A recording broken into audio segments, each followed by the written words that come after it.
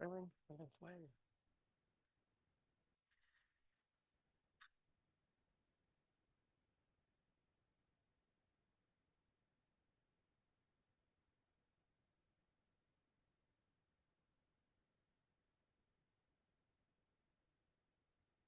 Hello. Hey, I'm how gonna are you? pause. Good, good, good. I'm gonna pause the recording and hope that I remembered too. All right. See what else I can do here. Still do that? Yes. All right. Hello, everybody. Welcome. Thanks for joining us for our childcare justice webinar. Just going to give everyone another second to get in. I think everyone should be in.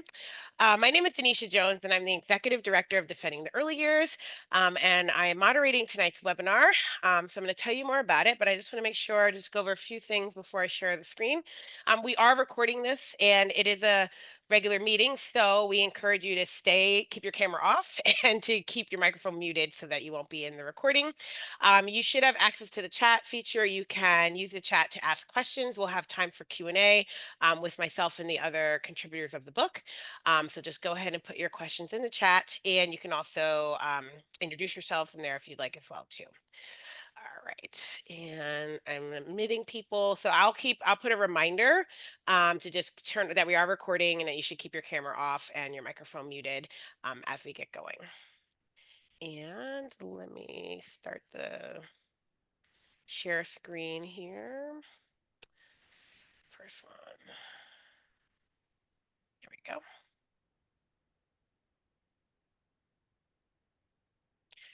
All right, as that is getting up, there we go. I need this to move. Okay, present full screen. All right, awesome. So hopefully everybody can see that. If you're having any issues, again, please use the chat. I'll be checking that and I can hear from everyone that's in there.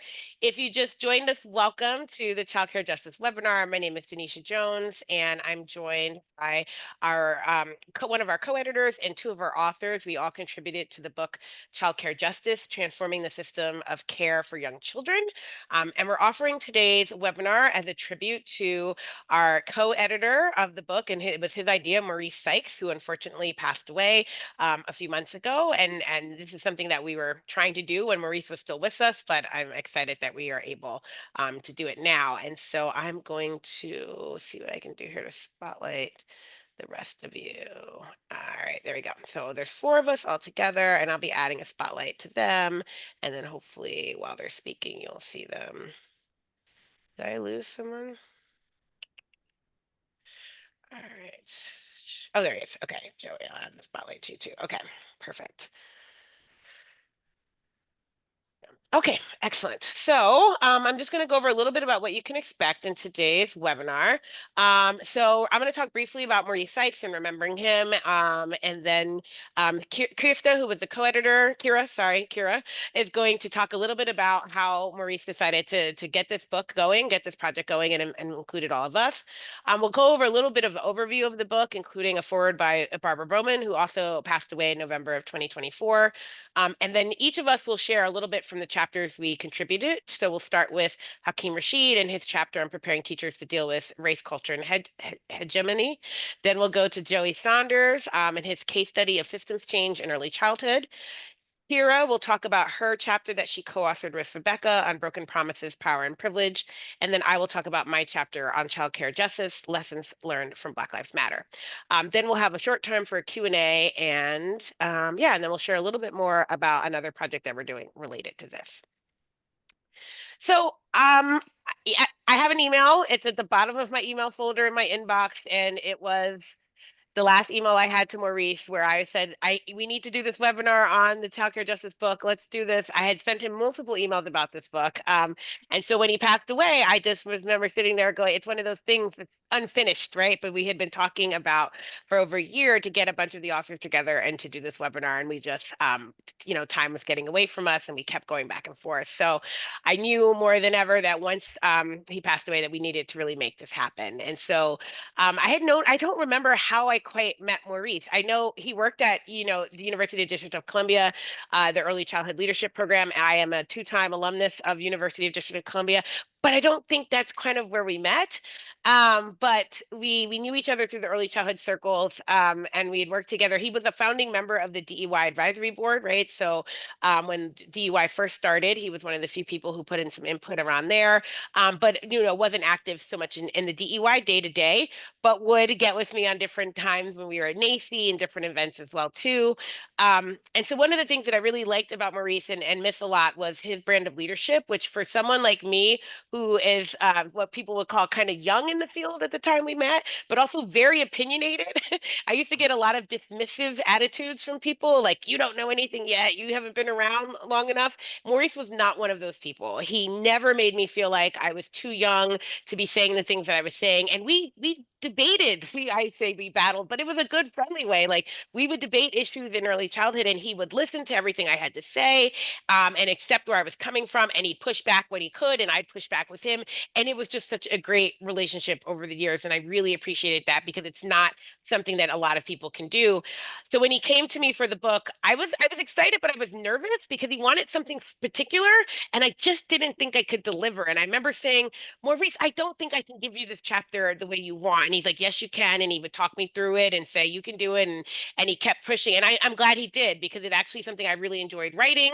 And he got me to really think about what I was writing in different ways, right? How do you really then compare a movement that I've been a part of, Black Lives Matter at School, to the work of childcare and what we were doing? And even though I think in some ways, like I pushed back on some of the things he had hoped I would say, he accepted it, right? He didn't try and change anything. Well, don't say that and don't say that, which happens sometimes with editors who have particular vision. He did have a particular vision, but it was welcoming to all of us and what we could contribute to this book. So I just wanted to share that. It was a pleasure knowing Maurice and working with him. And yeah, this book was his idea. And so we're going to hear more from Kira about his idea and how it came to be. Yeah. Oh, thank you, Denisha. It's wonderful to be here with all of you. Um, Maurice and I got to know each other.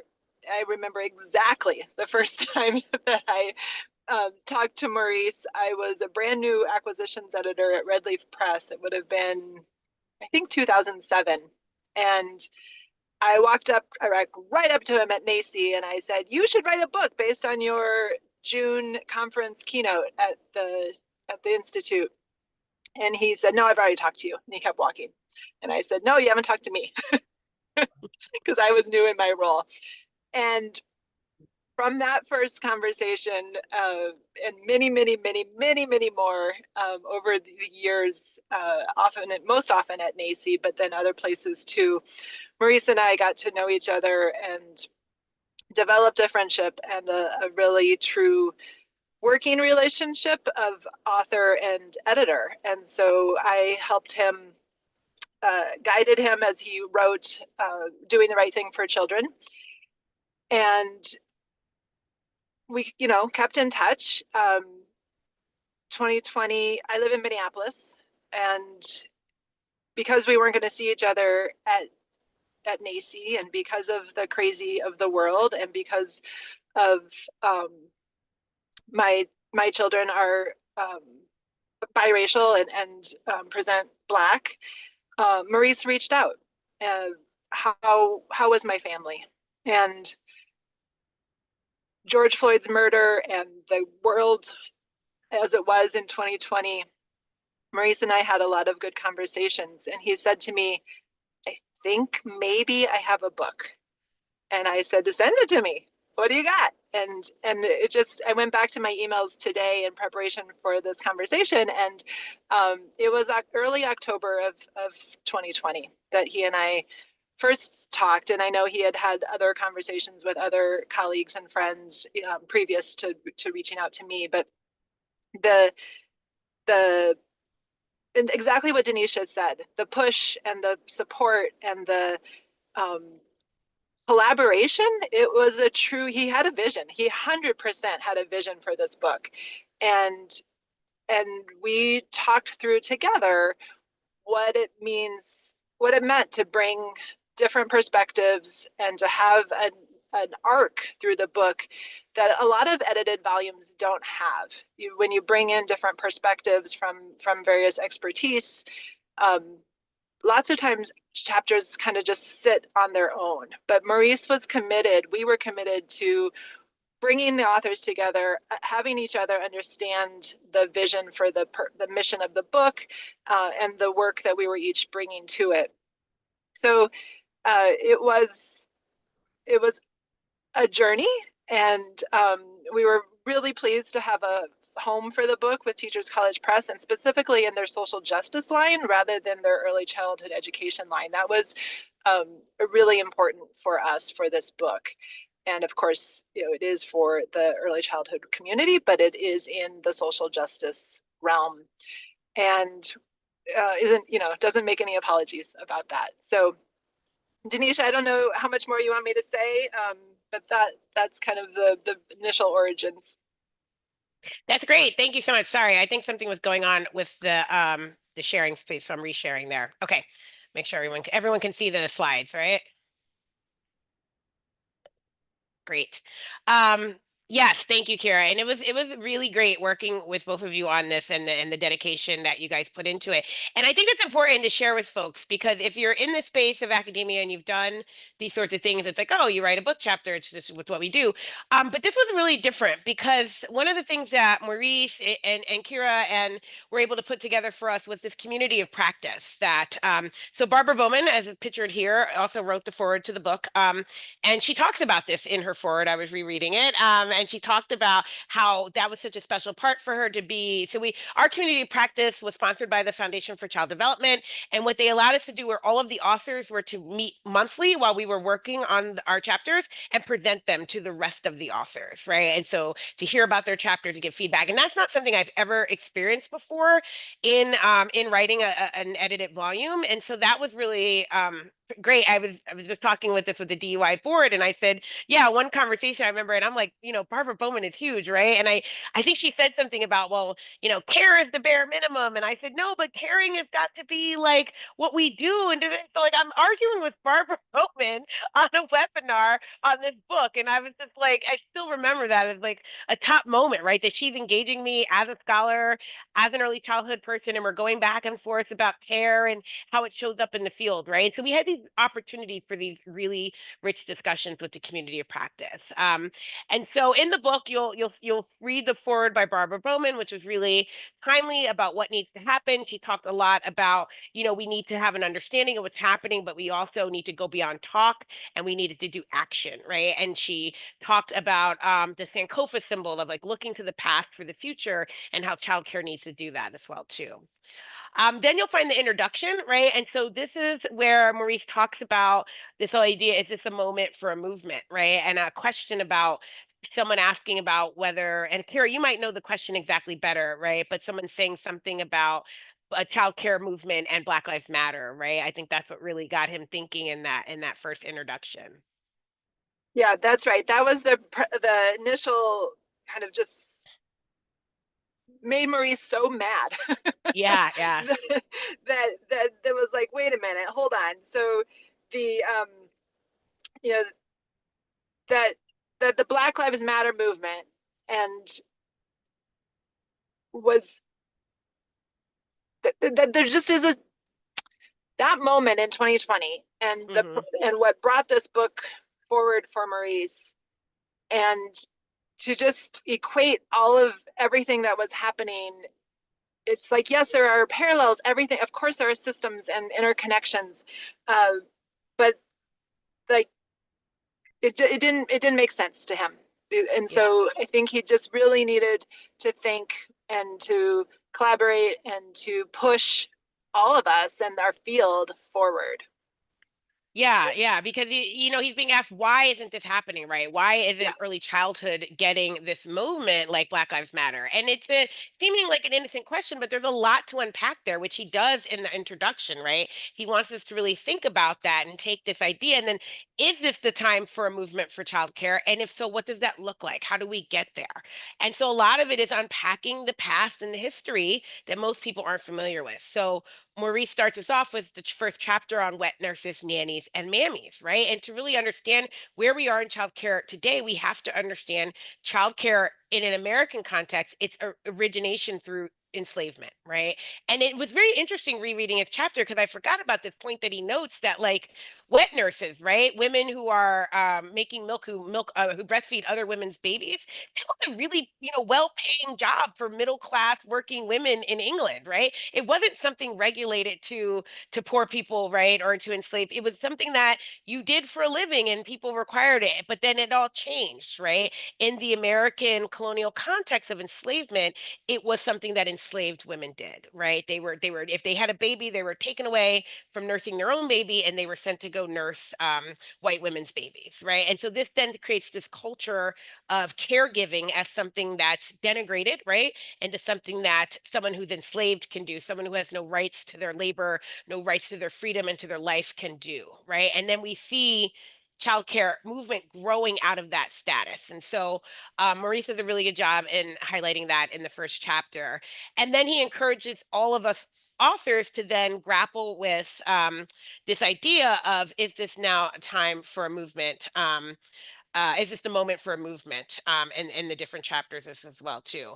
Um, and so we have, liberatory education comes up in chapter 2, where they're using a framework created by a transformative framework created by Alexis Jamel, and then comparing that to early childhood. There's another historical piece on childcare justice as a human right by Michael Gramling.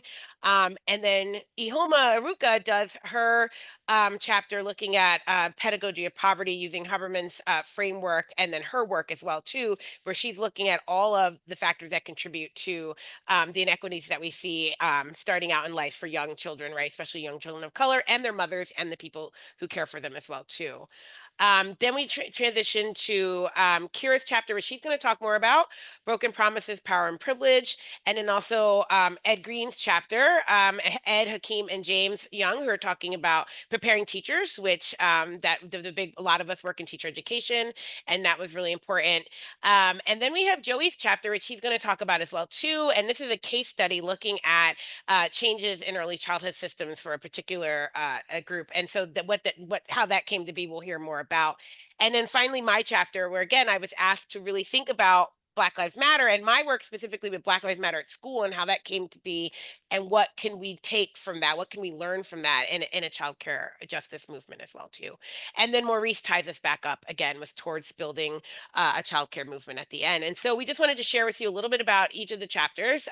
We'll talk more about how you can delve deeper into the chapters with us, but let's start it off now with Hakeem Rashid here, who's going to talk about the chapter that he co-authored, so that we can hear more about that. Okay, thank you There you very go. much, Denisha. First of all, I want to thank my co-authors, particularly Ed Green, who was the lead author for this, and was not able to make it tonight. I think he's up in Pittsburgh for the National Association of Early Childhood State Leaders, and Jim Young, who has been a mentor to me for many years. Um, Well, we had these great meetings about this chapter. We were meeting like every couple of weeks just to kind of talk about the kinds of things that we wanted to go into the chapter. And one of the things that we realized early on was that between the three of us, we had about over 150 years of experience in the field of early childhood education. All of us had been teachers, administrators, um, but most of our time had been spent in higher education, the higher education spaces, preparing teachers both at predominantly white institutions and at historically black institutions. And so we've all been able to see kind of the differences in the way these institutions train teachers. So we can go into that first slide, Denisha. we one of the things that Ed wanted to talk about is that we needed to definitely mention that we were looking at it through a Sankofa mindset, looking back in order to look forward. We wanted to talk about history, but we also wanted to bring it up to date. And one of the things that I'd like to do is just highlight some of the quotes from the chapter and talk about some of the issues again related to these quotations. So first of all, again, we talked about the history, and Ed had a lot to do with this particular section. And I'll give you this one quote here. Quote, enriched by generations of enslaved people of African descent in the United States, the history and stories describing evolving approaches to childcare, development, and education of young Black children was for too long veiled and unknown. And this is something that we see, again, plaguing the educational system, not really teaching the truth about the enslavement process, not talking about how comprehensive it was and how damaging it was over a course of nearly 300 years. And now we've had to deal with the post enslavement period. We go to that next quote. One of the lessons we can take away is that those who seek, please go back. Okay. One of the lessons we can take away is that those who seek to participate in the care, development, and education of children of oppressed minority status groups must become liberating forces in children's lives. Those who take care of, those who educate young children must become a force in their liberation. And this is why, the three of us, we agreed that part of the responsibility of an educator is, particularly an early childhood educator, is to let parents know the kind of system their children are going into, a system that is beset by a lot of mythology, but not necessarily a system that was designed for their benefit in mind. So we spent a lot of time talking about this. And if you can go on, we can go on to the next slide, Denisha.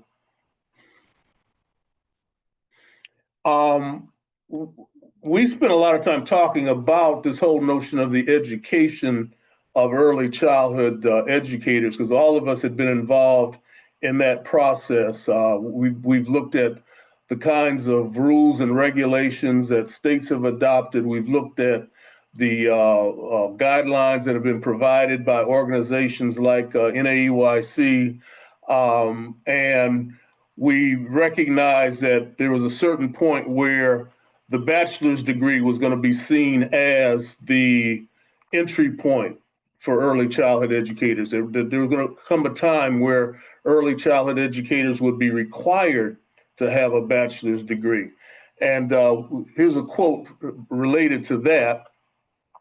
The meaning of high quality bachelor's degree program must be closely examined if early childhood educators are to receive the kind of education that allows them to move beyond the historically hegemonic, mostly white professors teaching mostly white women to be teachers approach to teacher education that has characterized the field over the past century. And this is something that really, stuck out to us based on not only our experience, but our view of the field, that the field of early childhood education was going to continue to be characterized by white women teaching Black children in so many different spaces. And that if these degree programs were in fact to be high quality programs, then they really had to be examined very closely, and they really had to be taken a look at in terms of what these teachers were learning from a generational standpoint.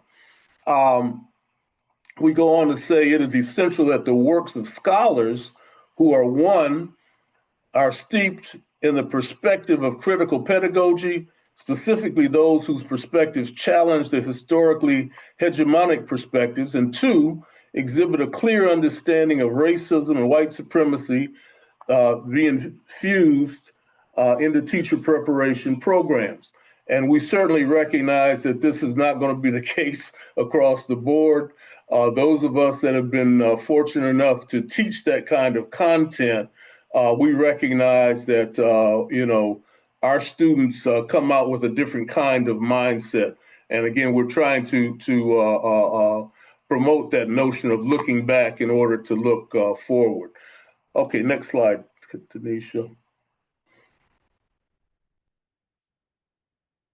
One of the things that we did, we had a couple of cases of preschool service educators, both of which attended a HBCU.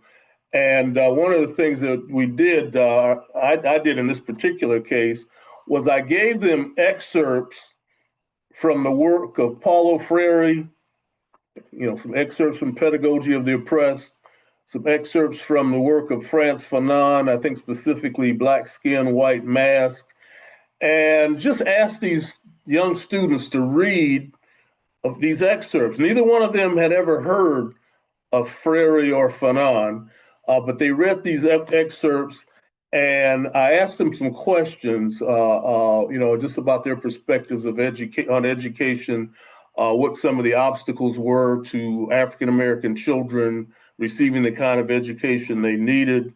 And it was very clear that the one who read the excerpts had a whole different perspective than the one who didn't read the excerpts. Now, again, this is not a scientific study or anything like that, but what it showed was that that kind of work, even in a limited fashion, can have a tremendous impact. And I'll quote here, as the cases show, even superficial exposure to the work of Paulo Freire and Frantz Fanon can shape the views of a pre-service teacher in a direction that challenges the mainstream hegemonic view. Now, again, both Jim and I have spent many years teaching at the HBCU, in the HBCU context. And so Jim spent some time talking about what was going on within the Clark Atlanta situation. And again, what we say here is, what are the implications of what can be learned or shared from the perspective of an HBCU? A supportive environment and the exposure to scholarship that helps to develop their human spirit brightens students' perspectives for success. The exposure also sharpens their ability to recognize views that are factually supported. So Jim, again, spent time both at Georgia State and at Clark Atlanta University. He certainly was able to talk about the contrast. And I think it's important to keep in mind that even to this day, HBCUs prepare about 50% of the Black teachers in America, even though they only represent about 3% of the universities and teacher training institutions. Do we have another slide, Denisha? Or was that the last one? One more. Oh, yeah. So so we try to close out on these quotes, and I'll just try to hit them quickly as I can, because they do kind of summarize where we found ourselves.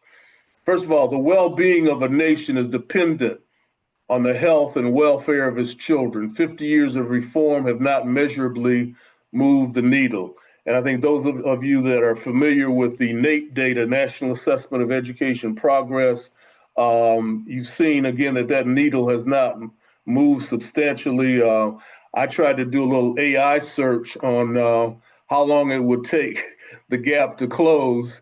And one of those AI systems told me it would take about 125 years to close that gap at the current rate, even though the AI had told me that the future for Black children looks bright. So again, that's a topic for another conversation. Again, another quote: quality childcare is important to the Black community, but it has been elusive.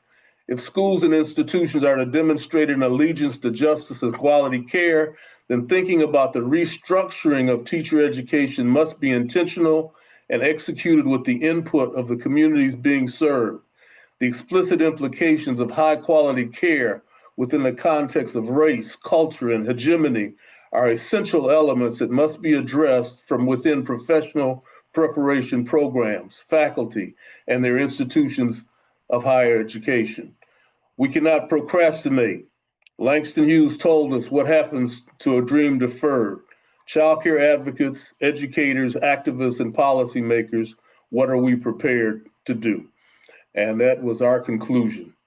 So thank you very much. We can move on. Thank you so much, Hakeem, for sharing your chapter. And yeah, the focus on teacher education is super important. We were longtime colleagues at Howard University, and so it is important to think about the work that HBCUs do and the work we all do in preparing educators, early childhood educators, for this profession. Thank you.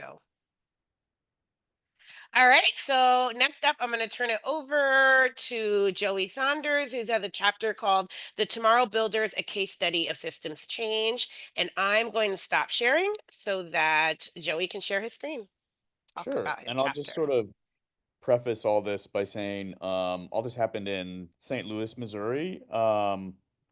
Not a very long time, maybe around the 5-year anniversary of the murder of Mike Brown in the wake of the Ferguson uprising. So a lot of what we're talking about and the way that we're talking about impacted communities having input and how things are restructured is really at the heart of um, uh, exactly what we're doing and what the Tomorrow Builders Fellowship was all about. So I'll kind of go through the process and talk a little bit about what we did and what came out of that and walk you through a sort of living document that was created by through the input of thousands of community members um, uh, that we call the playbook.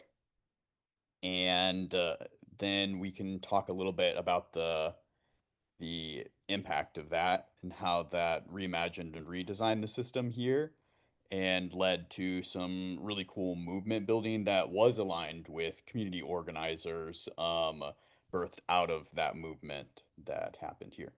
So let me go ahead and share this.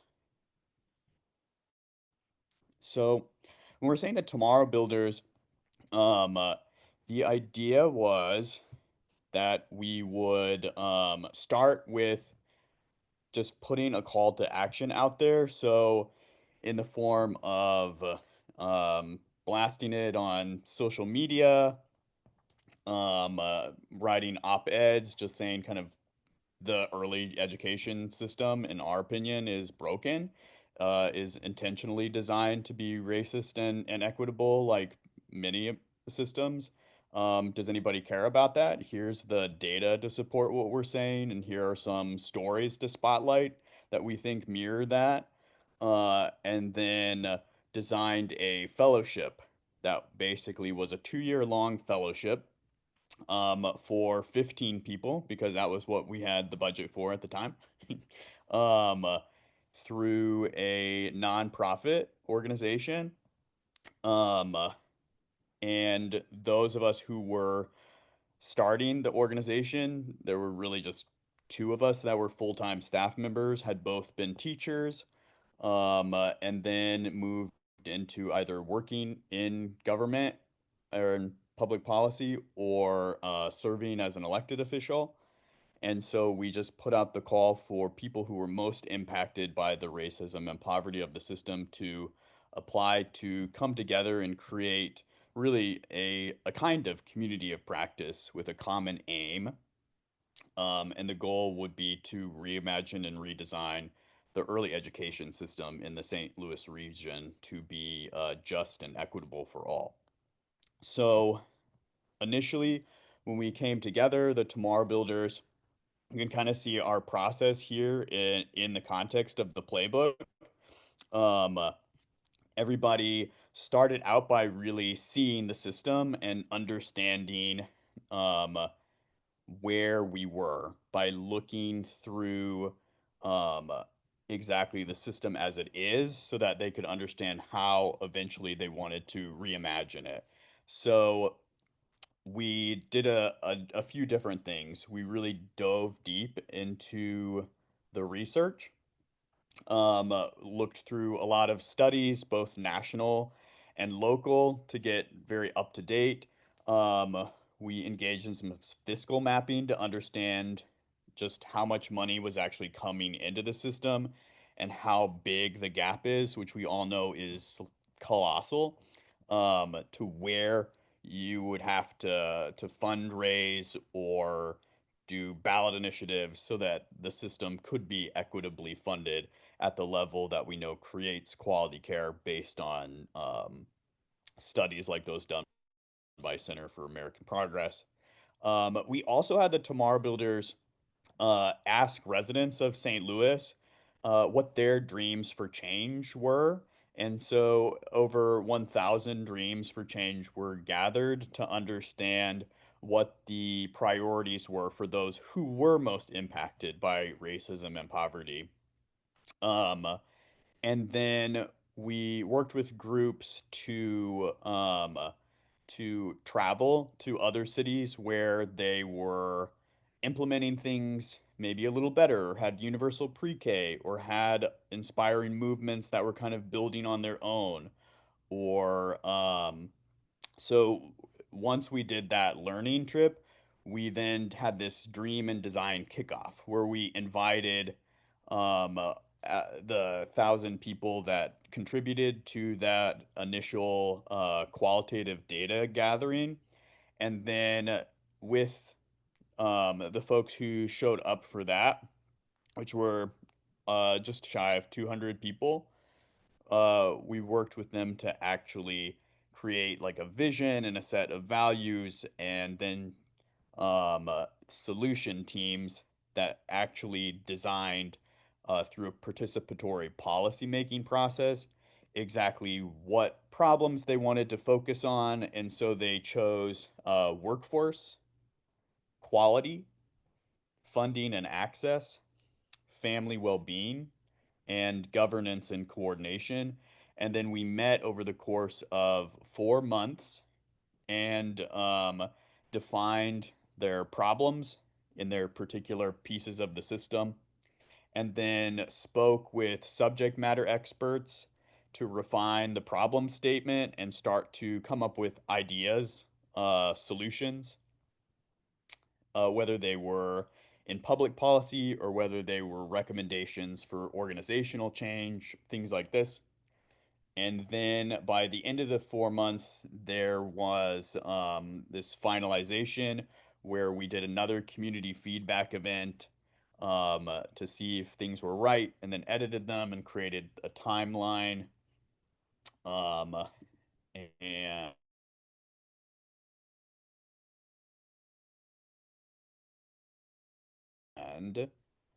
It looks like he's frozen. can people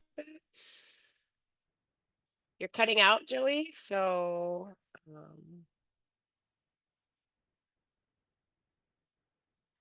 still hear me? Seems like it's not progressing. Joey, can you hear it? Can you hear me? Yes, can you hear me? A little bit. You're coming in and out. It looks okay. Your screen just changed. Okay, it's telling me now my internet connection's unstable, so that's Yeah, exciting. you're back now. So it was a little bit, but it's okay. Okay. So, you can see here, this is from the dream and design process where we kind of implemented design thinking methods to actually come up with this collaborative vision. And then once we gathered another round of feedback from the community center, from the community, we released the playbook via like a press release, and then we didn't want this to just be a white paper that just sort of sat on the shelf and gathered dust. So what we did was at that press release, we had an activation where people could sign up for community organizing trainings. Um, and we actually just decided like, hey, what are the priorities from if you look at our solutions, these are like the very high level versions of it. um, uh, just what were the big things that seemed like a priority. And so the folks decided really access. I can't tell if I'm frozen again, but funding and access in particular was a pain point. And so one of the first things we did, even though it ended up lining up with the pandemic and being very difficult, and I wouldn't recommend it, was to launch this ballot initiative. And so one of our early wins was which was very hard won and involved engaging more than 55,000 community members, was to organize around creating the first public funding stream in St. Louis, really in Missouri, that was dedicated to equitably fund via a property tax early education specifically in St. Louis City. And so that was and there's a few other things that have happened since then that you could kind of go through and tick off the boxes of yes, that's been done, no, that's not been done. And that's kind of the idea of is to action planners and advocates and folks who care about early education, whether they're in the classroom or they have children in the classroom, um, or they just really care about their community and racial equity, can actually use the document to gather their thoughts and gather their people, and then go from there. But one of the things that I think was most important about the fellowship was the people. As I was like looking back through this, I was thinking, yes, we achieved a lot in terms of the policies that were changed and the organizations that were launched and things like that. But it really was also a leadership development cohort where if I look through here, I see people who launched their own organizations or expanded their childcare centers or were fighting for um, uh, racial equity in how things were taught in their schools, um, or ended up being presidents of school boards. So there's nobody really who was a fellow or a solution team member who isn't still in this fight or wasn't affected really profoundly through this process. And that's the most important thing is realizing that at the heart of these movements, this is something that is people centered, and it is important to center those most impacted um, uh, to design exactly what it is that they want to see in terms of a reimagined system that is equitable for all. So I'll leave that there. And then if people have questions, I know we have the Q&A section, and hopefully my internet will be better by then. Thanks. We did, yeah. Shutting off the camera helps sometimes. Someone mentioned in the Yeah. chat, and I've done it before too because of Zoom is competing. But yeah, and if you, I don't know if you're able to share what you were sharing your screen, if people can take a look at it. But let me know. I think people would be interested in hearing more about that. The yeah, just the different things that you guys talked about and being able to look at that because it seems, it was really exciting to see like this idea of like engaging with the people, right, in a process about what they need to really improve the system. And so I think that's definitely something that we don't hear enough of. Great. All right, Kira, you are up next. Sure. Hi. I don't have any slides, but I Nope. think what I want to share, I know we're running low on time, but I think what's most important for me to share in the context of the work that Maurice did and the vision for the book of the importance of privilege and how a pedagogy of privilege exists. And there's not a ton of research on pedagogy of privilege. So we approach the chapter from thinking of how our systems and our institutions, like NAYC. So for me, it became a mission to both call out and call in um, white women who have positions of privilege and power within the systems. And I hope the chapter does that. I think it's uh, the work of, you know, change doesn't happen until we name it and understand the inequities that are throughout. And so, yes, you know, recognizing that uh, where you live impacts your education, because our education system is based on, you know, for the most part, in most places, not everywhere, is based on property taxes and et cetera, et cetera. And so, you know, just so many layers. But even in the childcare system and what it means to have high quality childcare, and so, and who has access to that, and what does access mean? It just was an important chapter to really name all of those things and do it from Rebecca's and my places of privilege, to be quite frank. Yeah, that was also really powerful to have, because I think, you know, it's funny. I just read someone, I was at a training and it was all on um culture of poverty nonsense by by Ruby Payne, right? And people talk about pedagogies of poverty, and poverty is all, but no one talks about the opposite of that, right? Which Yeah, would be a pedagogy of privilege, and how yeah, important it is to really think about that. And then the role privilege plays in making this a movement, right? right. Like addressing that, because it's just one of those things that doesn't come up too Yep, often. yep, exactly. Thank you. Oh, yes. Thank you, Joey. He shared the link to the issue in the chat. And when you get everyone who registered will get a link to the video recording, and then we'll also include a link to that as well, too. So thanks, Joey. Great. So my chapter is last, and I only had the one title slide. I was going to make slides, but I don't. I just want to do that. So again, you know, Maurice knew that I had been working with Black Lives Matter at school, and I'll talk a little bit about that. And so really asked me to kind of think about a chapter where what are some of the lessons that we can learn? And when we say we think about, you know, who is the largest advocacy organization for early childhood, right? As many of you know, that is NACI, the National Association for the Education of Young Children. They are the, you know, the premier organization, membership association, that really puts out standards and documents on whether position statements and things about early childhood. They do a lot of accreditation for not only centers that provide early childhood education and care, but also to teacher ed programs, right, as well too. So it is a large organization, and so I used some of their documents to kind of look at how they went around doing their policy and advocacy work, and then comparing that to the work we did in Black Lives Matter at school and some of the history of Black Lives Matter, to kind of showcase like what were some of the lessons that could be learned.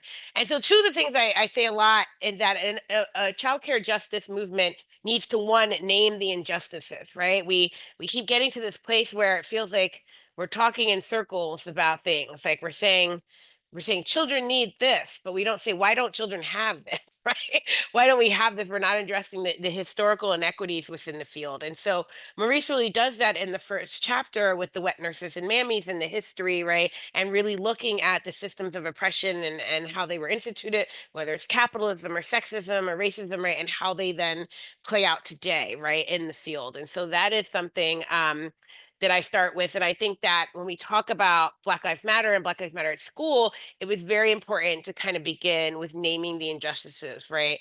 The Movement for Black Lives put out a vision for Black Lives, the policy statement in 2020, where they specifically name what's happening to Black people and what it is that we're up against. And I just feel that that's an important place to start. And I feel that's in a way that NACI, through some of their documents they put out, they don't do that, right? And so I argue, I say it's as if they're purposely ignoring the 10,000-pound elephant crushing the life out of early childhood education and care, and instead ask the powers that be to provide a bit more cushioning to soften the blows, right? And so this is the idea that every year they're out here advocating for more and more resources for early childhood education, but kind of skirting why it is that we need this. Why are children in our country, young children, so underfunded and undervalued? Why do we believe that their parents who have young children should not be given any support. We're the only developed country without any universal childcare, and why is that, right? And so those things are never kind of addressed, and then that's one of the issues that a movement for liberation, which is ultimately what I call for in this chapter, has to include this naming of the injustices, right, in the policies and everything that we're doing. Um, and again, using Frederick Douglass's quote that came up before, that power conceives nothing without a demand. It never did, and it never will, right? And so we have to really recognize and understand the vicious cycle of poverty that most childcare workers, who are predominantly women and predominantly women of color, are trapped in, right? Because of the system and the way it plays out. Um, and so then I talk a lot about Black Lives Matter School, which I know a lot better than Black Lives Matter, right? I'm not a founder of Black Lives Matter. I wasn't one of the three women, Opal Tometi, and Alicia Garza, and I'm blanking on her name, the third one, Patrice Khan Colors, right? They are the three women who started Black Lives Matter. But I've been working with a lot of educators who started our version, right, called Black Lives Matter at School. So this began in 2016 in Seattle, where a group of educators at school decided to have a one-day teach-in for Black lives. Now, it was in the midst of, in 2016, what was happening, right? Philando Castile was murdered, and that was close to where they were in Seattle. Alton Sterling, right? There were all these high-profile murders of unarmed Black men and women happening, and the teachers are saying, we need to take an opportunity to talk to our students about this and show our solidarity for Black lives. So they planned this event at the elementary school. One of the parents, has authored. He was a parent at the time at the school. He's authored a lot of the information that we have about that, what they were trying to do, which they did do, but not without any challenges. Right, there was a bomb threat called in the day of the event to an elementary school. Right, people showed up, and there were bomb sniffing dogs at elementary school, because of all the backlash that was coming out as people learned about this day of solidarity. But the day went forward. Although the principal called for official cancellation, the teachers moved forward with their plans for the day, which included having a group of Black men in the community come and greet the students at the school day, and then having their one-day teach-in where they talked about Black Lives Matter, what was happening. They made art. They had T-shirts that said Black Lives Matter, and so that was the official start. That was the first time that we say that the Black Lives Matter entered the public school door. Later in that same year, so that was early in September, and by October, November, Seattle moved forward. One of the caucuses in the Seattle Teachers Union moved forward and had a day for all of Seattle, right? And again, they weren't sure how many people were going to participate, what was going to be the turnout, but it was October 19th, 2016, where they had the whole Black Lives Matter at School Day of Action, and over 3,000 Seattle teachers participated, right? So they went from one school to the entire, to the citywide event. While that's happening, we're all knowing this, right? We were aware of some of the educators in Philly when they were fighting against standardized testing and other things. Sorry, we were aware of the educators in Seattle, right? So we were following their movements. We knew what they were doing. And then it was the Philly teachers who did something really exciting in January 2017.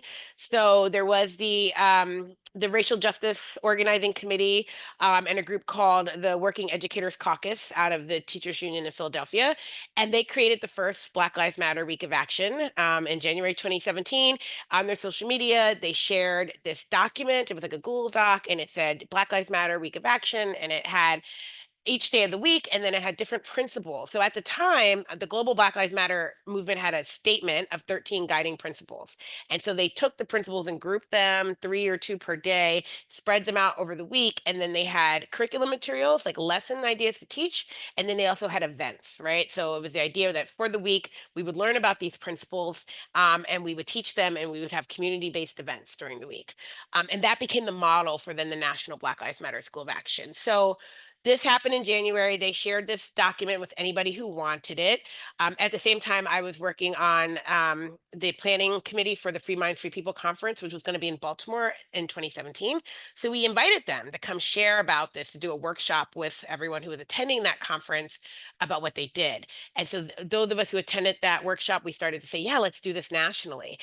There were other things happening across the country. Some people who weren't at that event also heard about it. They were at the Ferguson teach-in, and other places, right? So loosely a collective group of educators came together, and at the end of summer, like August of 2017, and started planning what would be the first National Week of Action in February 2018. And so Today we've grown. We're going to be starting. I think this is going to be our 8th week of action this February. Next year, February, we have an all-Black steering committee. We have 4 national demands. We still use the 13 guiding principles, even though they're not the current statement, because Black Lives Matters have evolved, and so has the work they do. But we still use that those 13 guiding principles, right? And then we build curriculum. And so what happens is it's still done very locally. People sign up and they organize a week of action for their local community. So right now, the New York City educators that I've been working with for years are planning theirs. They're having their first meeting. So everybody works locally to plan what the week of action will look like. And then the National Steering Committee helps to put on national events and support their work. But it's really done locally with teachers who get together and say they want to do this. And we have teachers across the country and even internationally, right? We had some teachers in Canada showing us love, right? And other places as well, too.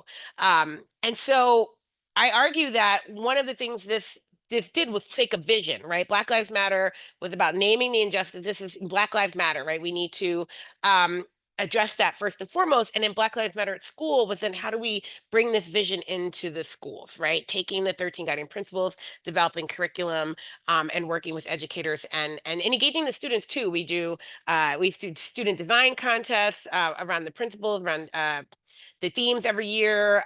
We do a reflective student creative challenge where we put out a prompt and we ask students to respond, right? So we want to engage with them with the materials as well, along with the educators. And so here I argue that what we're doing with all of this is a commitment to racial justice in the K through 12 space.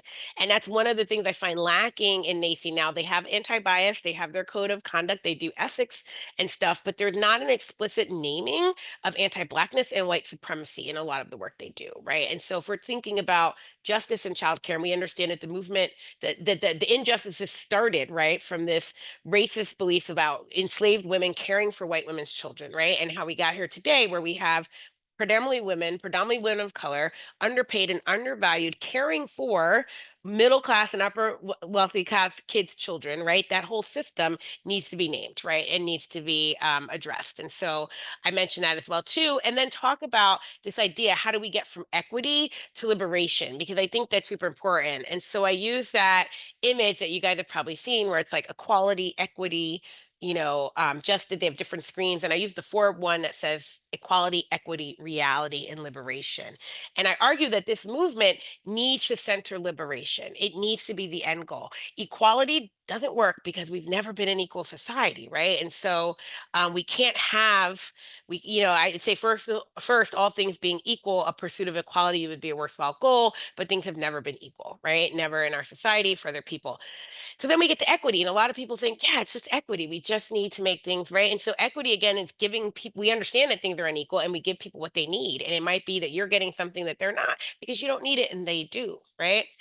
But what I love about the image was that the third one is the reality, and the reality is that things are so uneven, right? The privileges and that are maintained by certain groups are so high that even pursuing equity is not enough, right? So we need to get beyond equity, right? Because equity provides an opportunity to level the playing field, and that's a big improvement from equality. But the reality that there are such stark disadvantages and advantages between, right, for children that are starting out at birth and growing, right, that we can't just work for a level playing field. And so that the goal must then be complete liberation. And so an image, it's liberation, and then all of the restraints are removed. So instead of giving, supports, right, to help people achieve, you remove all the barriers, right, to their achievement in the first place. And so I argue that that needs to be the goal for a childcare justice movement, right? And then the next question is, okay, but liberating who? Who are we liberating, right? And so again, I think most people think, well, the teachers, right? Yes, the teachers are important, but I also argue that we have to liberate both the children who are receiving the care and the people who are needing the care for their children, their families, right?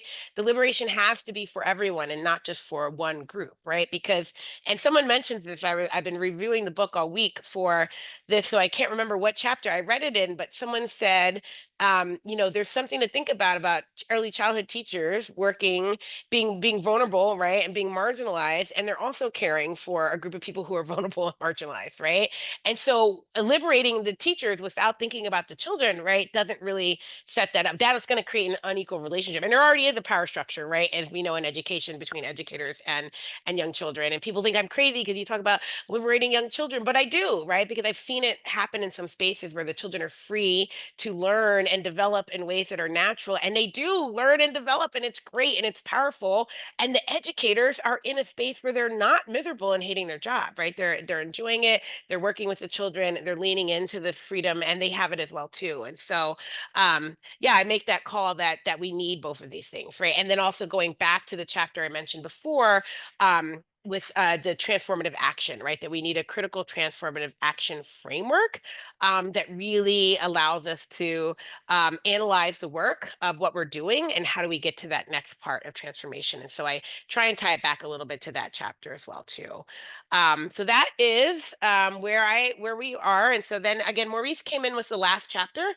He talked about towards building a child care workers matters movement, which is really interesting because I challenged us not to do that. So we got back and forth in between my chapter and his chapter, but he really just tied into, again, back to the work of Paulo Freire and other folks, right? And this idea that what's it going to take, right, to get this movement, right, to get this moment going, and how we're going to get there. And so he issues that challenge for us again, to look at all the systems of oppression, the racialization, racism, sexism and racism and gender injustice, and capitalism and economic injustice, and then coming back from there and talking about moving from marginalization to liberation. And so, and he ties it back into all of the chapters really well, and how his last chapter connects to everything that was kind of put out in the other chapters. So we really tried to make this into like a roadmap for what could be in terms of childcare justice and what that might look like from different perspectives. So, if you have any questions, now is the time. You can drop them here in the chat. We don't have the Q&A function here. So I see someone shared a book. I'm not sure what you were referring to and which slide you were talking about, but someone shared the Handbook of ECE Teacher Education from Rutledge. And then, yeah, and then we have the link also to what Joey was sharing about um, the fellowship program that he talked about in St. Louis, I believe it was. So, Denisha, I'm if going to jump in yeah, because Maurice loved your chapter. Like, I thank don't you. want you to think that he didn't agree with you. It was, Yeah.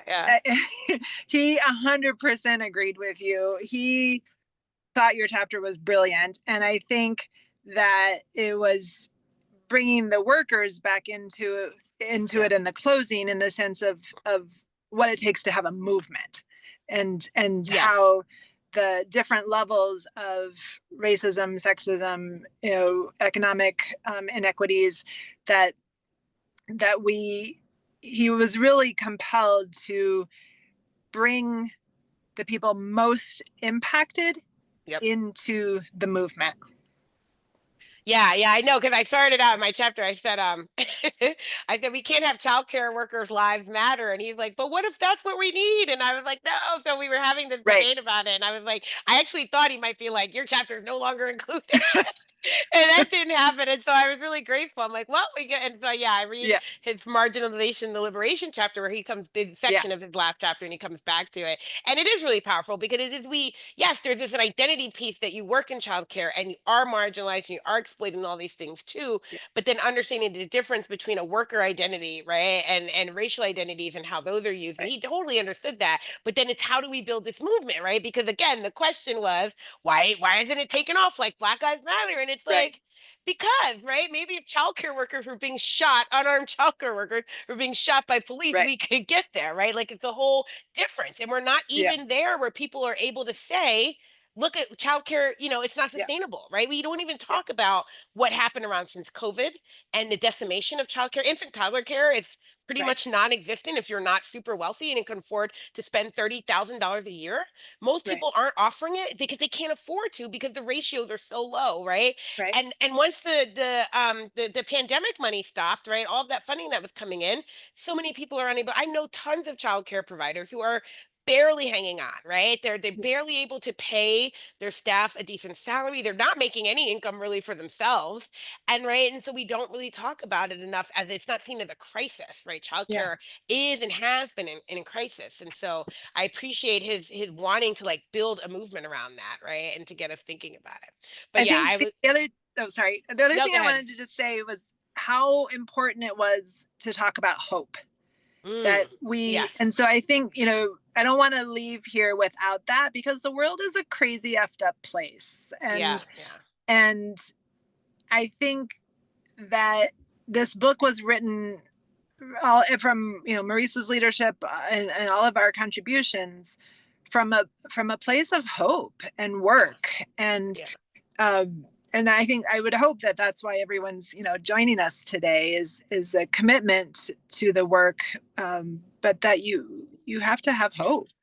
Yeah, yeah.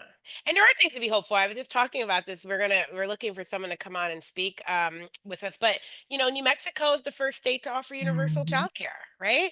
And they've been Yeah. doing this. So a couple years ago in our summer institute, and I don't know if that was the year I had Maurice on, because he's been a guest on our summer institute a couple times. But a couple years ago, we looked at what was working in early childhood, and we heard that New Mexico passed a constitutional amendment to increase funding for early childhood. And so we had Mhm. so they've been doing this for a long time. What we learned is that they had a coalition of folks that had been working for years, and they said, we don't get what we ask for, but every year we get a little bit more, so we just keep asking, right? And think about the work that takes every year, legislative session, you're up against, you're asking for more and more, you're not getting it. And then finally, they got passed a constitution amendment to the state constitution. There's some like oil and gas money reserves, and they literally took like a percent of it, like a 1 to Yep. 2% of that money in the state constitution. It cannot be taken away. It cannot be messed with to fund early childhood. And then in 3 short years later, they're offering universal early child. I mean, this is the work, and it's been Yep. ongoing. And New Mexico is leading that, right? And so, yeah, there is hope in something like that. There are other states that I know that are working hard. I can't give out too much details yet because it's still under wraps, right? But they're working Mhm. hard on legislation that will give teachers more options instead of less. While other states are passing more restrictive legislation on what can Right. be taught, they're saying, no, no, no, no, no, no, we need less. So we're hoping that that actually works out. And that's another case study that we can talk about. Like, look how this was done. So yeah, it's hard. We do talk about the bad stuff. I started sharing Threat Watch. And so every day I'm reading horrible Mhm. headlines about funding cuts and programs closing and all of this. And I'm sharing that out, and it Yeah. gets depressing. And so yeah, you have to look for the good stuff that is happening, right? And so when I do get with the providers I know, and we talk about the amazing little things they're doing with children, that most people think it's like, oh, it's no big deal, and you're like, that matters in the life of a little child, right? And they're making the difference, and they're supporting the families the best they can, right? It's just, how do we help them so that it's not so challenging, right? So that they're not facing like, paying their bills, paying their mortgage, and taking care of other people's children, right? Yep. Thank you for that. Anyone else? Anyone have a question, comment, want to chime in or add anything?